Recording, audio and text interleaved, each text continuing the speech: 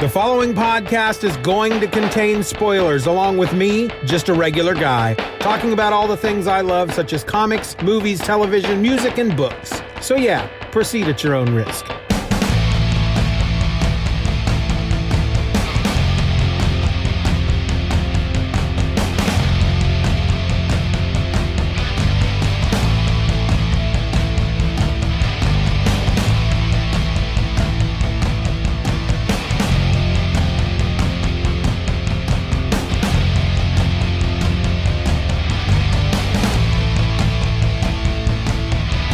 Hello and welcome to another episode of Just Another Fanboy. I'm your host, Steven, and today we're talking G.I. Joe once again. We've talked about it once already. We're going to talk about it a second time, and we're just going to keep on going until there's no more G.I. Joe to talk about. Because, as I explained in the previous episode, not this past one, but a few episodes back, the link will be in the show notes, I am a member of Comixology Unlimited, and they have made available to their subscribers a number of volumes of the classic G.I. Joe run that is now owned, I believe, by IDW, but this is the run entitled G.I. Joe, A Real American Hero, that was published by Marvel Comics starting in the 80s. This particular issue that we're going to be talking about is issue number 2, which was published in August of 1982. It is entitled Panic at the North Pole. It was written by Larry Hama with pencils by Don Perlin. The previous issue, issue number 1, I believe was penciled by Herb Trimpe. I can't remember how often they change up pencilers. On this book. It's like I said, it's been a while since I've read these, so I guess that will be part of the ride. Inks were done by Jack Abel. The colorist was Bob Sharen, and the letterer was Jim Novak. All right, so this is the second issue of G.I. Joe, and there's not one Cobra to be seen in the entire issue. So already the comic book is straying from format in regard to what we know of as G.I. Joe. If you watch the cartoon, then you know that G.I. Joe is the code name for America's highly trained Special Missions Force, whose purpose is to defend human freedom against Cobra, a ruthless terrorist organization determined to rule the world. And frankly, if you're just looking at the action figures, the only bad guys are Cobra. But in the Marvel comic, they were kind of allowed to do their own thing. So they don't go up against Cobra in this issue. And we actually are spotlighting 4 of the Joes. This isn't a full Joe roster like the last issue, but what we got going here is up in the polar ice cap up in the North Pole, the ice cap up there. There is a U.S. research station that has been attacked by Russian soldiers. There's a Russian station not that far away, and they've attacked these U.S. soldiers. And using the most sophisticated equipment at the time, keep in mind, it's 1982. I love watching the high tech that was going on back then. But somebody from the U.S. research station is sending a communication. They're communicating to the Pentagon. They're talking to General Flagg and General Austin. And they're doing it by way of television camera. There's a generator out there. The person who's giving the report is holding a microphone. They look like a television reporter. They've got somebody there holding a big camera, and then this guy's holding a microphone, and he's reporting back to the Pentagon. Nowadays, we just, pick up a sat phone or whatnot. But the fellas at the Pentagon think it's probably a good idea to get G.I. Joe in on this. And as General Austin is telling Flagg this, General Flagg's like, I'm already one step ahead of you. I've already pulled the dossiers of the 4 Joes that I want in on this mission. We've got Scarlett, Snake Eyes, Stalker, and Breaker. At that point, Flagg announces that, unfortunately, these Joes are on leave. We're just going to have to cancel that leave. And then we get to see each 4 of these Joes, what they do when they're on leave. Stalker, we go to Stalker first, and he is out there stalking a deer, and he's got it in its crosshairs, and he's talking to himself, and he's like, all right, line it up. I don't have the book in front of me, so I don't know exactly what he's saying, but he's like, all right, I got you lined up, girl. I'm about to take you. I'm about to get you. This is going to be the perfect shot. And then a helicopter lands, chasing the deer away. It's frightened. It's frightened of the helicopter. Stalker is very unhappy because whoever's flying the helicopter has caused him to miss his perfect shot. And that's when we see that he's actually holding a camera. He's a photog. Breaker is at MIT playing around on the computers, and he is always, I don't know if every single panel you ever see of Breaker, he is blowing a bubble, but that guy chews bubblegum all the time, and he's always blowing a bubble. And he's sitting at a computer and he's doing some fun stuff on this computer. He's cracking some codes and he's just doing some high tech Breaker stuff. And there's a couple of girls nearby and one of them's like, ooh, it's that guy again. He always comes in and uses our computers. Oh, I'm going to swoon. And the other one says, let's invite him down to the cafeteria. And then once we're down there, I'll make myself scarce and then you can be alone with him. And the other one says, that's great. That's a great plan.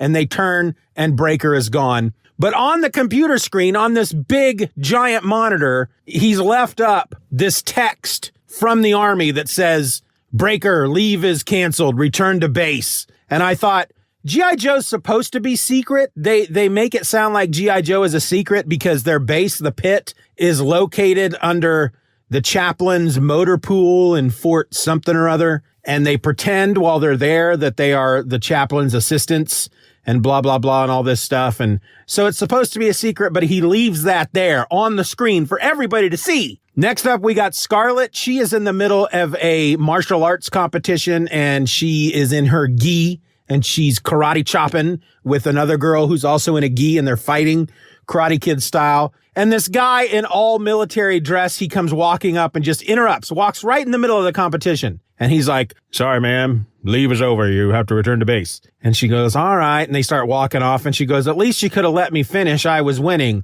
Well, the woman she's fighting gets up off the ground because Scarlett had knocked her on her butt. She gets up off the ground and then she just charges Scarlett from behind. And she's like, hi-ya! And just leaping through the air. And Scarlett says, one moment, please. Flips around, kicks the girl in the face, knocks her to the ground. She wins the competition. They go off. The last we have to get is Snake Eyes. They find Snake Eyes.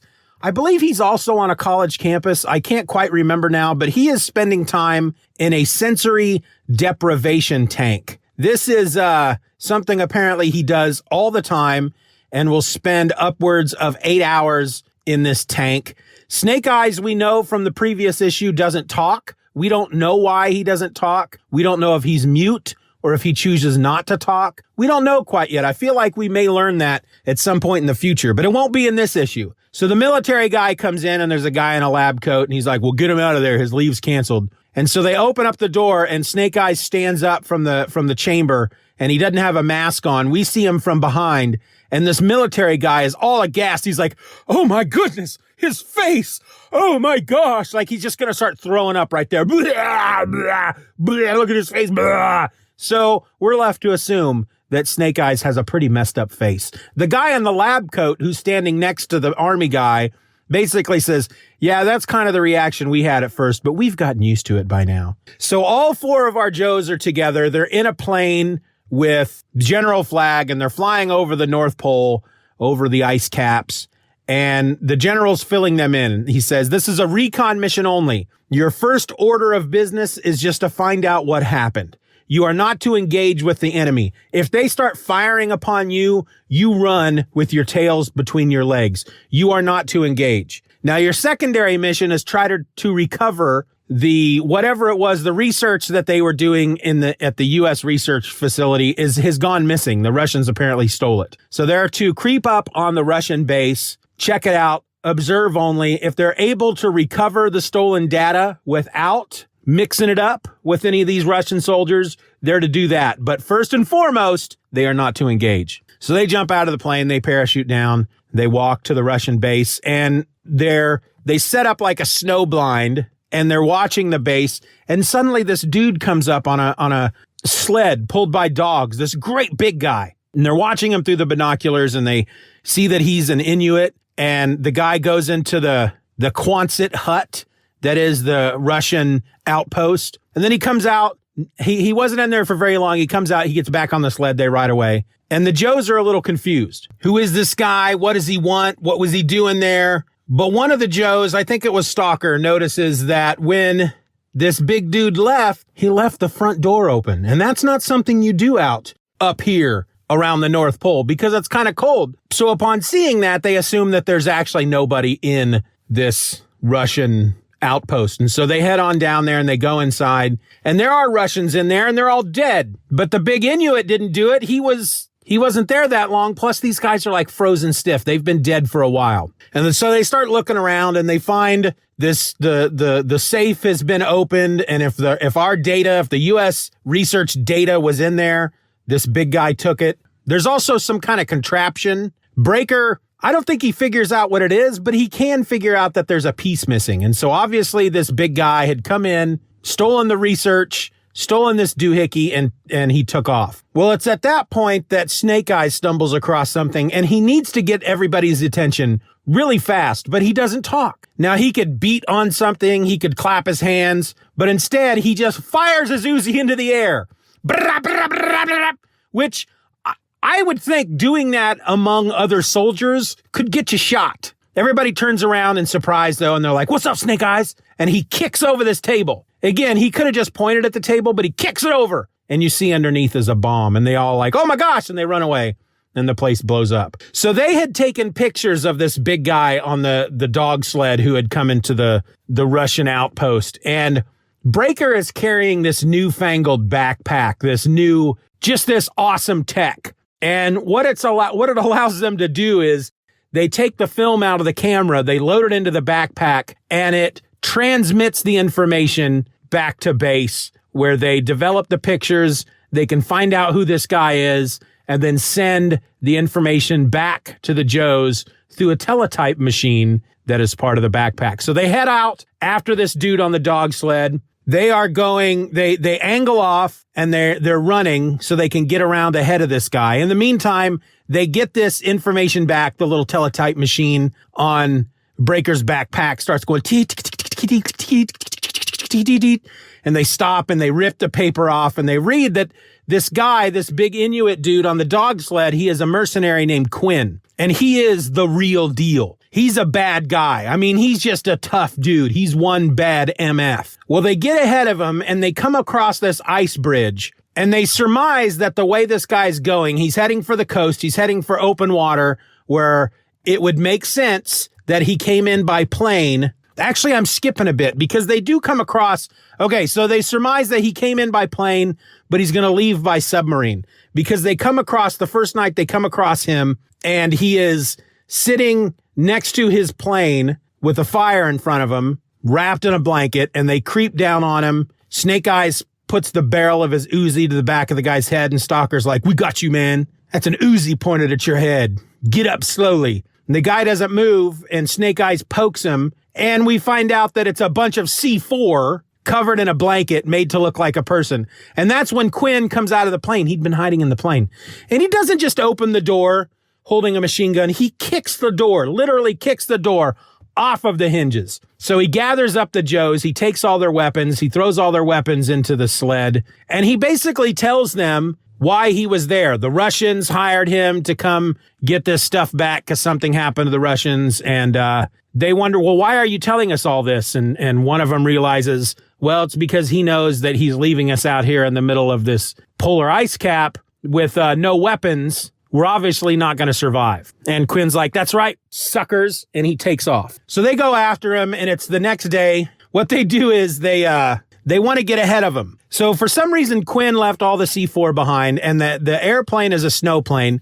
So they start taking apart the plane, and they basically build themselves a parasail to sled across the Arctic or whatever it is we got up top there, the North Polar ice cap, ice wasteland. And so they get ahead of him. They go around him. They get ahead of him. They come to this ice bridge. They realize that the way he's going to go under the ice bridge. So they set up a bomb with the C4 so that when he gets under the ice bridge, they let it off. You know, they explode the bomb and the ice collapses on top of him. And that's when they realize, holy crap, we got to save those dogs. And they go running down there. Quick, get the dogs out from under there. And they start pulling dogs out. And that's when we find out Quinn was never on the sled in the first place. He's standing off to the side with his gun trained on him. Snake Eyes notices his gun, because all their guns were on the sled. He notices his gun among the ice and he grabs it and he fires. But nothing happens because Quinn removed the firing pins. He's wearing them on a little necklace around his neck, along with weasel skulls. Because Quinn has just been one step ahead of them this entire time. This dude he's the real deal. I've said that already. He's not somebody you want to mess with. So again, he leaves them, but he gives them a little bit more information, and he explains that what the Russians were working on was a fear machine. It's a machine that emits something that makes people scared, and they were going to be experimenting it on the U.S. And he doesn't think that's really cool. There's no honor in that, but he has to deliver what he has promised to deliver because it's part of the contract. That's his code. He does have a code of honor. So once again, he leaves them there. He joins up with the Russians there on the coast. He gives them the research data from the U.S. research station, and he gives them the doohickey that goes to the fear machine. He gets his money, and then he says, okay, well, I'm going to take off because when the Joes get here, they're probably going to kick your butt. And the Russians are like, what are you talking about? I thought you took care of the Joes. And he goes, well, I did. I mean, they were 5 miles behind me, and I left them in a situation that, most people couldn't get out of. But these are G.I. Joes, so I'm sure that they've probably escaped by now, and they're on their way, and they're fully armed, and I'm sure they're going to kill you and get their stuff back. And the Russians are freaking out at this point. And they said, well, help us. You're the real deal. Help us out. And Quinn says, no, that wasn't part of the contract. You're not paying me for that. And they said, well, we'll pay you. And he goes, no, I don't think so. And he rides off on his sled. And then here come the Joes holding their guns. And the Russians are like, oh, no, here they come. Here comes G.I. Joe. They're going to kill us all. And that's how the issue ends, with us assuming that our 4 Joes killed the Russians and took back what they were supposed to get. That's our assumption. Now, Quinn, I feel like, because I read these, I mean, it's been a while since I read these the first time, but I did go through these not that long ago. Quinn shows up a number of times in this book in the first 10 issues or so. And it's another thing that shows that the book didn't really, it was there to sell the toys. The cartoon came later.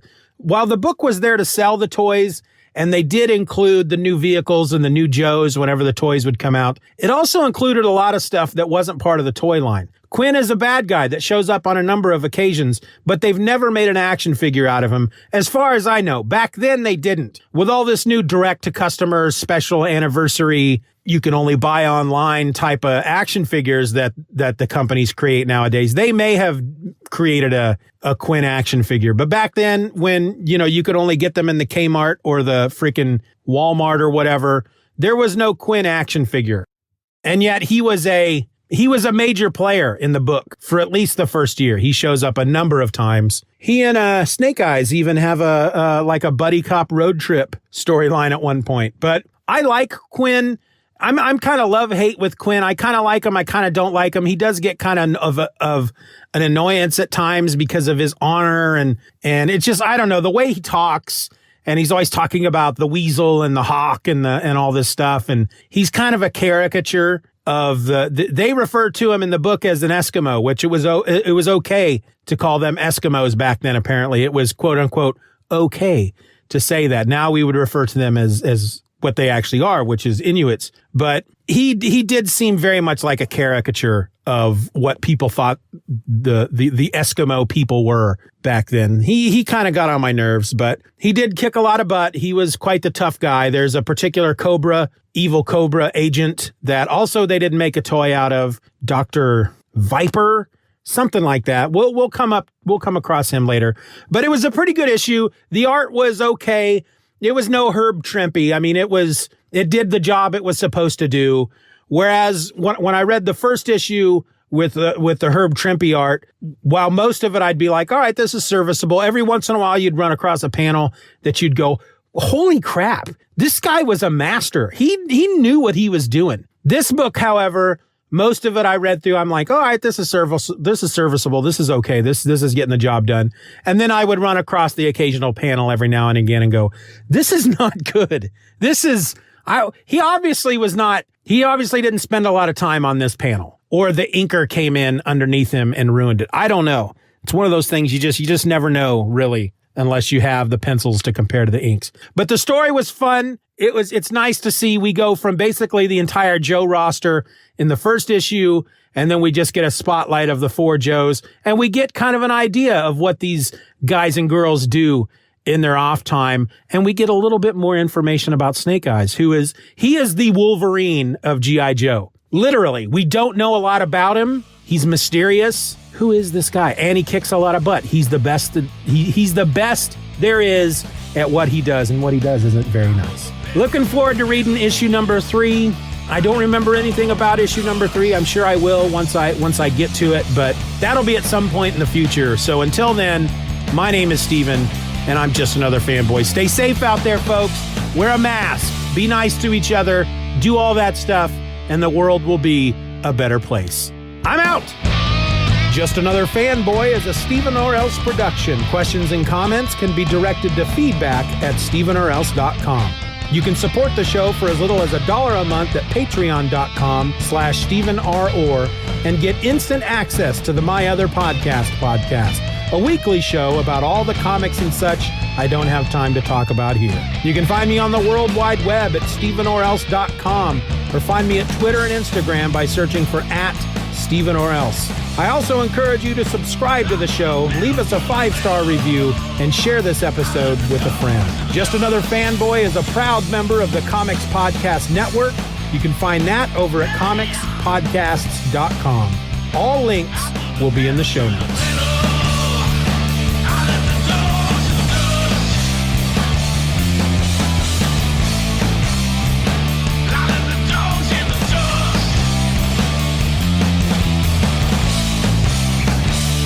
Bye-bye, Daddy. Bye-bye, Daddy. Good job.